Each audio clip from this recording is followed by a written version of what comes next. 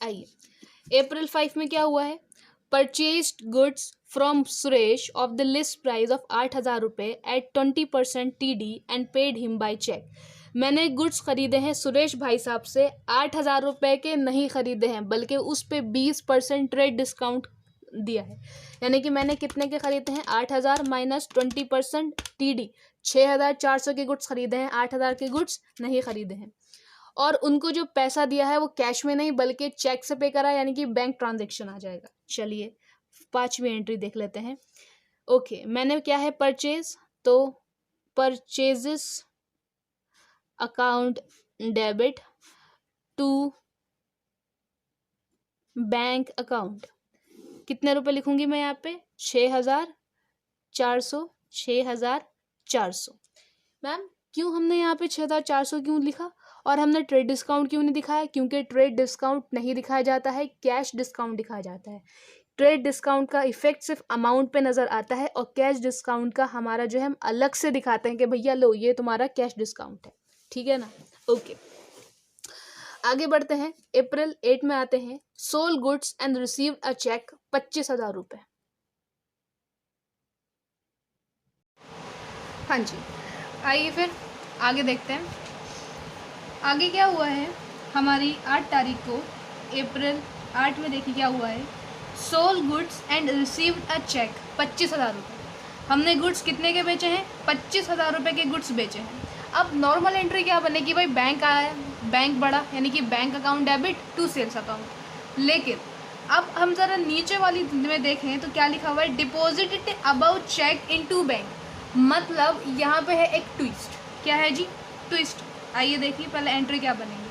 हमने क्या करा है, सेल्स करी है, उसकी जगह मुझे चेक मिला है। मतलब चेक मैंने अभी बैंक में डिपॉजिट नहीं कराया, तो मैं कहीं पर भी बैंक नहीं दिखाऊंगी। मैं क्या दिखाऊंगी, मैं दिखाऊंगी चेक्स इन हैंड अकाउंट। क्या दिखाऊंगी, चेक्स इन हैंड।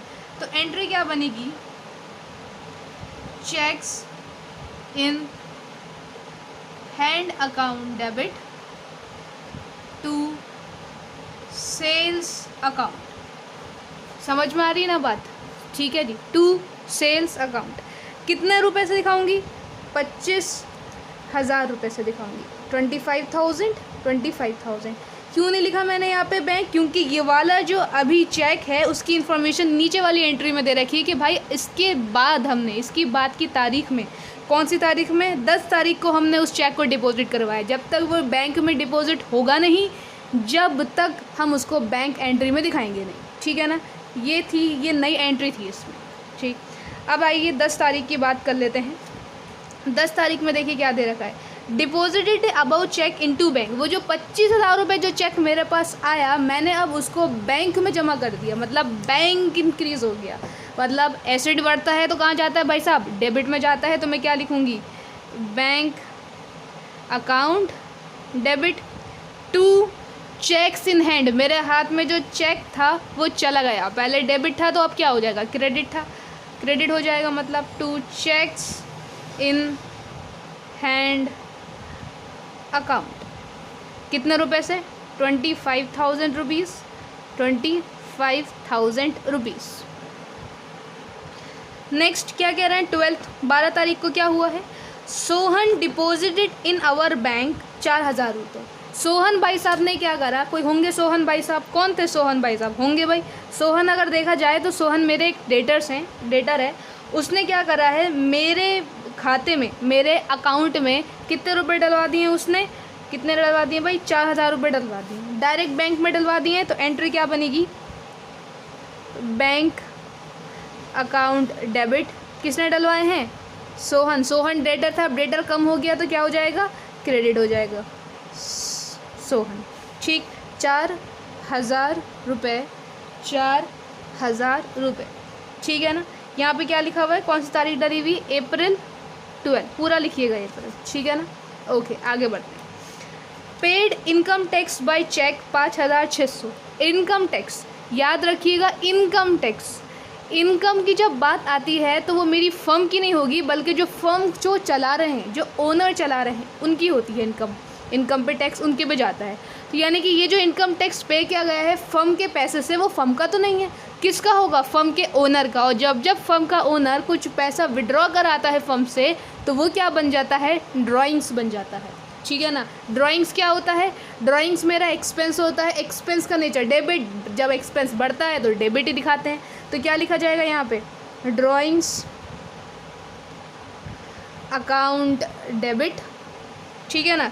कितना? चेक से निकलवाया है तो टू बैंक अकाउंट। मैं क्या दिखाऊंगी यहाँ पे? बैंक अकाउंट दिखाऊंगी। कितना रुपए से? 5,600, 5,600। समझ में आ रही है बात? नहीं आ रही? ये बात है 16 तारीख की, अप्रैल 16।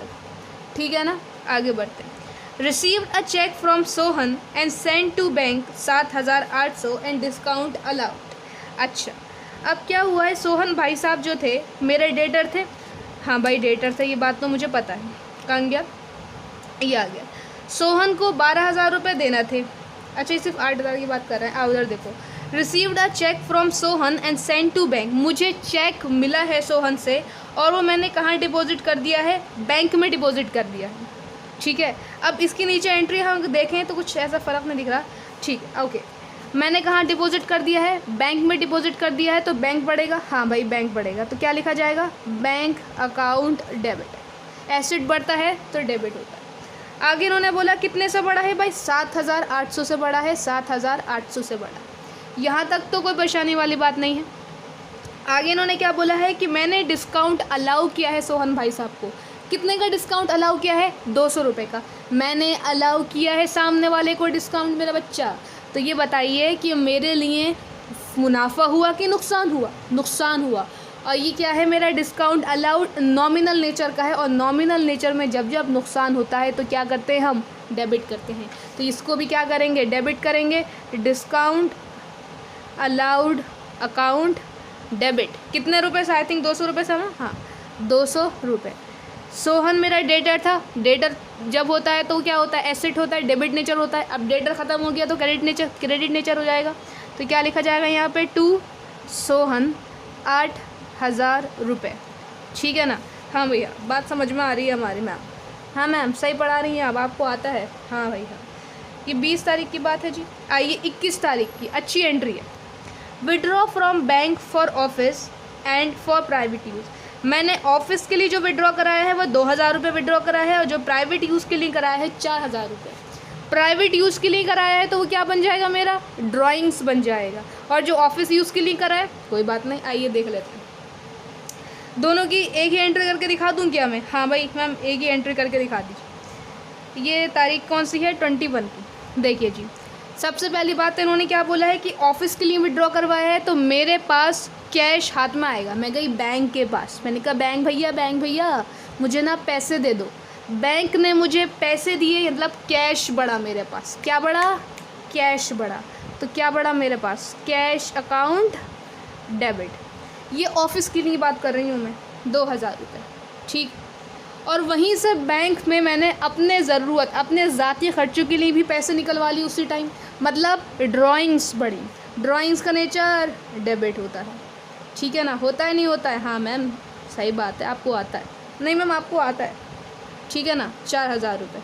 लेकिन अल्टीमेटली दूसरी जगह पे क्या हुआ? डबल एंट्री सिस्टम चल रहा है। दूसरी जगह पे मेरा बैंक का जो अमाउंट था वो डिक्रीज़ हो गया। बैंक मेरा एसेट का नेचर डेबिट, और जब एसेट डिक्रीज़ होता है तो क्या हो जाता है? क्रेडिट हो जाता है। तो मैं यहाँ लिख देती हूँ टू बैंक अकाउंट। कितने रुपए डिक्रीज़ हो? 4 2 6, 6,000 रुपये डिक्रीज़ हुआ मेरा बच्चा।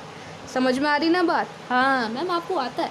आता है आपको। चल आगे 23 तारीख की बातें कर लेते हैं। Send a cheque to X in full settlement of his account 4,900। X की बात चल रही है, देखो गलत मत लेके जाना, ये एक्स नाम है, कोई और एक्स नहीं है। एक्स की बात करूँ तो एक्स मेरा एक क्रेडिटर था, मतलब जिसको मुझे पैसे देना थे। कितने पैसे देना थे? 5,000 रुपये देना थे। लेकिन मैंने उनको कितने पैसे दिए? 4,900।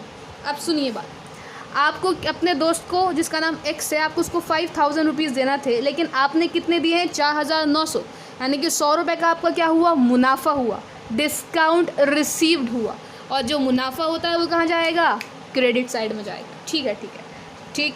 अब बात करूँ एक्स की, तो एक्स मेरी लाइबिलिटी थी, लाइबिलिटी कम हो रही है तो डेबिट हो जाएगा। X debit. मैं उसको पे कैसे कर रही हूँ, चेक से, यानी कि बैंक का जिक्र आ गया, टू बैंक अकाउंट। और मुझे कुछ डिस्काउंट भी रिसीव हुआ है, तो डिस्काउंट रिसीव्ड अकाउंट।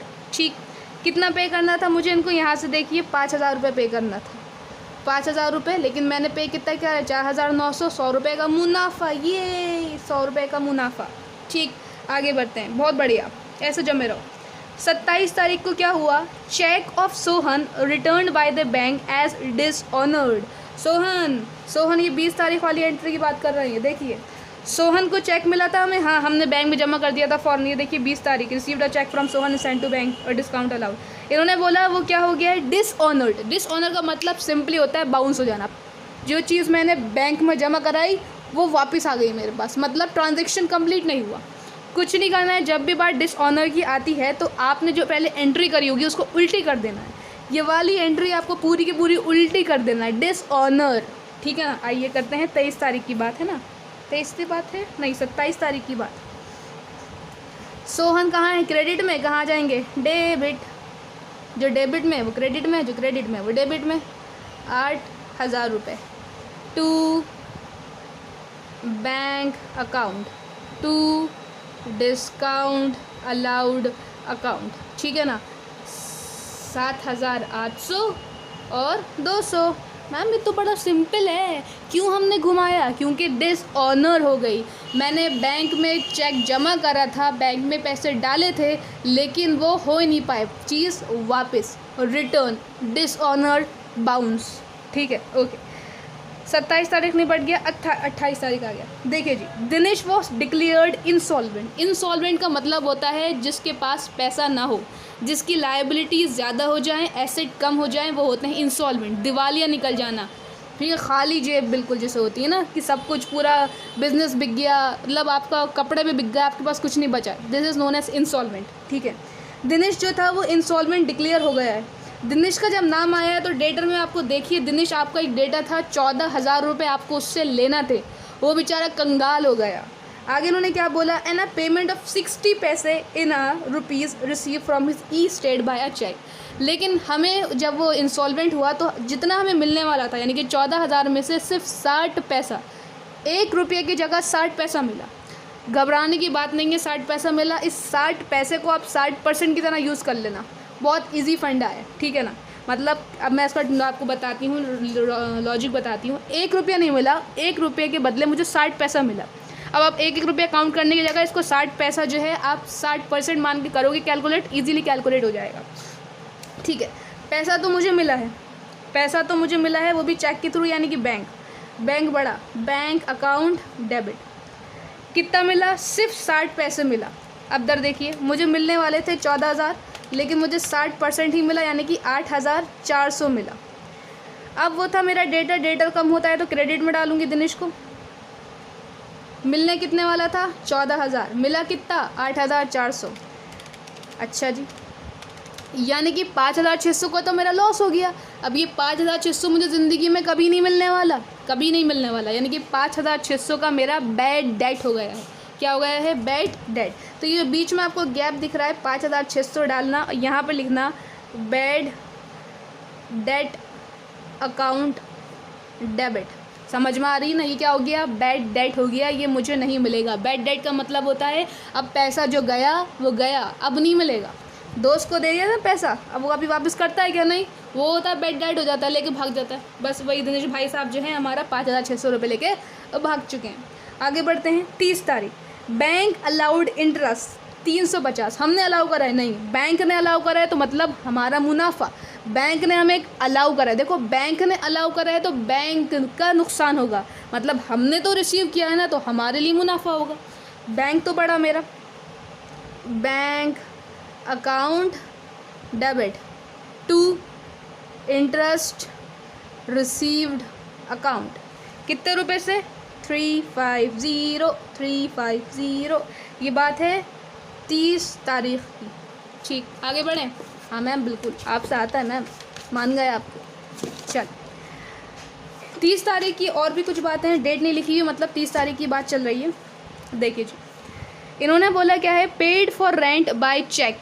अच्छा जी, 1500 paid for travelling expenses by cheque 500। हमने रेंट और ट्रैवलिंग एक्सपेंसेस दोनों क्या कर रहे हैं, चेक से पे कर दिए हैं। चलो अब एक ही एंट्री में निपटा देते हैं इसको।